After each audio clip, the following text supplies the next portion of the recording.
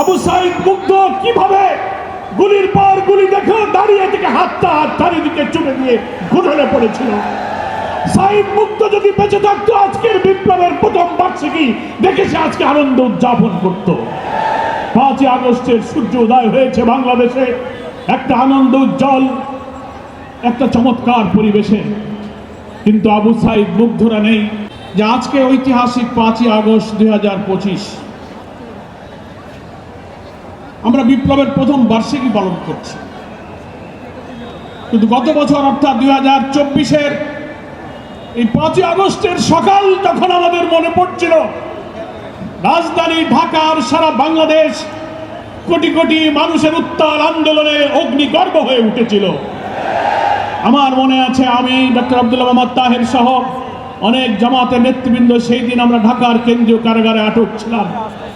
কারাগার থেকে খবর পাচ্ছিলাম আগস্টের প্রথম দিনগুলো 1, 2, 3, 4, 5 কারাগারের কর্তৃপক্ষ যারা প্রতিদিন গ্রেফতার হয়ে ভেতরে যাচ্ছিল, রিমান্ডে যাচ্ছিল, তাদের কাছে শুনছিলাম যে কোনো মুহূর্তে একটা ঘটনা বাংলাদেশে ঘটে যাবে। কোটি কোটি মানুষ আন্দোলনে ঝাঁপিয়ে পড়ছে। রাজধানীর প্রবেশ মুখ দিয়ে সারা দেশের লক্ষ লক্ষ মানুষ শেখ হাসিনার ষড়যন্ত্রের কেন্দ্র গণভবনের দিকে ছুটে চলেছে। আমরা এগুলো শুনে টেলিভিশনের সামনে অপেক্ষা করছিলাম, কিন্তু আজকে 1 বছর পর মনে পড়ে টেলিভিশনের দৃশ্য, ভিডিওগুলো, ডকুমেন্টারিগুলো, ছবিগুলো দেখে আবু সাইদ মুগ্ধ কিভাবে গুলির পর গুলি দেখে দাঁড়িয়ে থেকে হাতটা চারিদিকে চুমে দিয়ে ঘুরে পড়েছিল। সাইদ মুগ্ধ যদি বেঁচে থাকতো আজকের বিপ্লবের প্রথম বার্ষিকী দেখে সে আজকে আনন্দ উদযাপন করত।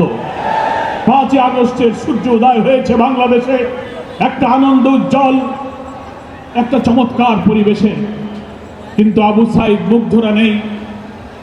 পুলিশের এপিসি কারের পর থেকে গুলি করে নির্মমভাবে হত্যা করে যে লাশ ফেলে দেওয়া হয়েছে রায়হানের, সেও বেঁচে থাকলে আজকের এই উৎসবে শরীক হতো। হেলিকপ্টার থেকে গুলি করে শিশু সহ যে মানুষদের হত্যা করা হয়েছিল, নিহত লাশগুলো পুড়িয়ে আগুনে ছাই করা হয়েছিল। আজকের এই বিজয়ের বার্ষিকীতে সেই সব নির্মম নিষ্ঠুরতার সক্কর জুলাই যোদ্ধাদেরকে আমরা গভীর শ্রদ্ধার সাথে স্মরণ করছি। হাজার হাজার ছাত্র ছাত্রী, নারী, পুরুষ, শিশু, হকার, দিনমজুর, ভুটে মজুর, কলি হকার যারা আহত হয়ে কাতরাচ্ছে, কেউ বিদেশে, কারো চোখ নাই, মাথার মগজ নাই, হাত নাই, পা নাই। আমরা যখন ডাকি স্ট্রেচারে করে একটা ঘোরাতে ঘোরাতে আমাদের মাঝে এসে বসে থাকে। শহীদদের পিতামাতার কান্নায় আমরা কোনো সান্ত্বনা দিতে পারি না।